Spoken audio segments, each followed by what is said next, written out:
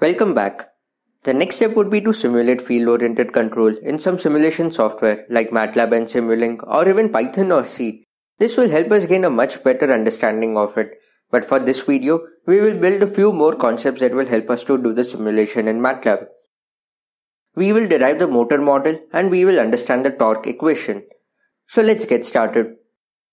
We have a motor here with three-phase stator windings. We have two sources of flux, one due to the magnets in the rotor and other due to the current flowing in the windings. These two fluxes get linked with the stator winding, so effective flux linkage can be written as lambda rotor plus lambda stator current. We can represent lambda rotor with the Greek letter psi, but we know that the rotor flux also depends on the rotor angle, so let us denote it as psi of theta. We know that stator flux is proportional to current flowing in the windings, and inductance is defined as this constant of proportionality. Hence, the total flux linkage becomes Li plus psi of theta. Now we know that EMF induced in the windings is given by Faraday's law. Induced EMF is equal to d lambda by dt. In this case, it becomes L di by dt plus d psi by dt, which we can write as d psi theta by d theta into d theta by dt, and we can substitute d theta by dt as omega. Let us draw the equivalent circuit for one of the phases, say phase A. We know the supply comes from the inverter, so we have marked it as VA. Now since the rotor is moving, the induced EMF will counter VA, hence the polarity is reversed, and we have shown the induced EMF as two separate voltage sources. Well, we can see that the term L di by dt actually looks like the voltage across an inductor. Hence, we can represent the stator windings as an inductor in series with the induced voltage due to the rotor flux. This induced voltage is called the back EMF. So now you know what is the back EMF. What it says is, if I turn the shaft of a motor by hand or with some tool and measure the terminal voltages on an oscilloscope while it is rotating, then there will be a voltage developed on the terminals which is proportional to the speed of the motor, and this is the back EMF. This voltage is due to the induced voltage by the rotor flux, or in this case, the magnets. We can also go one step further. The windings in the PMSM motor are sinusoidally represented. Hence, the flux linkage will also be sinusoidal. If we take the derivative of this, we still get a sinusoidal function. Hence, you will observe a sinusoidal wave on the oscilloscope. But in practice, you always observe some harmonics due to the motor construction details. Before we proceed, we need to identify one important concept linked with the inductance of the windings.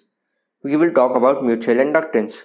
If I have two coils wound on the same core, then the flux generated due to coil 1 will also get linked with the coil 2 and vice versa. This changes the inductance of both the coils, and we can write the total inductance of the windings as self-inductance plus mutual inductance. In the case of a three-phase motor, all the coils are wound on the stator core, and the flux due to the winding will link with one another. The mutual inductance turns out to be L by 2, which you should go ahead and derive it as an activity. So the total inductance becomes L plus L by 2, which is 3L by 2. This is called synchronous inductance of the motor, and it is denoted by Ls. So the per phase equivalent circuit becomes this. Notice that we have also added resistance, which accounts for resistance of the cable plus the resistance of the motor windings. Now in the last video, we have modeled a control system in DQ quantities rather than ABC quantities so that we can deal with DC rather than AC. Over here, we have derived a model of the motor in ABC, and I have also written down the equation for the circuit. You can pause here if you want to have a close look at the equations. Now, it makes sense to convert these equations into DQ so that we can understand it better. I am not deriving it, but I'll just give you a hint. What you have to do is write the three equations in matrix form and then apply Clark and Park transform. That would be another activity for you to do. What we would get is the following equation for VD and VQ. How do these equations help us? First, it will help us to understand how our control systems work. We will look at it when we do a simulation in the next video. Second, it helps to simulate a motor in MATLAB or any other simulation software. So let's find out how. We can rearrange the terms and solve for ID and IQ. What it tells us is, if you give me VD and VQ, then I'll give you the current flowing in the motor. Now our control system gives us VD and VQ. We can feed the control output into a motor model. This model is nothing but the set of equations for ID and IQ that we just wrote. The output of the model is ID and IQ, so we know the current flowing in the windings. We can also find the torque from ID and IQ.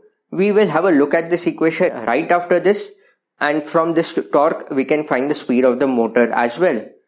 So we send the ID and IQ outputs to a motor mechanical model and get the torque and speed. This way, we do not need any hardware to understand FOC. We can write a bunch of equations to model our motor and then use any simulation software. We will be using MATLAB and Simulink as it makes our work much easier.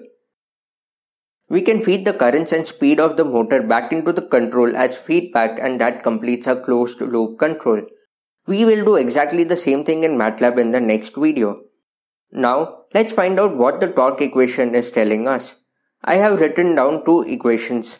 Let's focus on the first one. It tells us that the torque is defined as a cross product of current and flux linkage multiplied by some constant.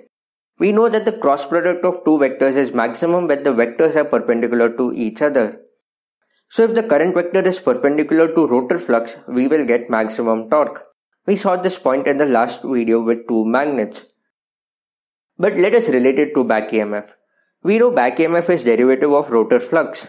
In terms of vectors, derivative implies 90-degree rotation.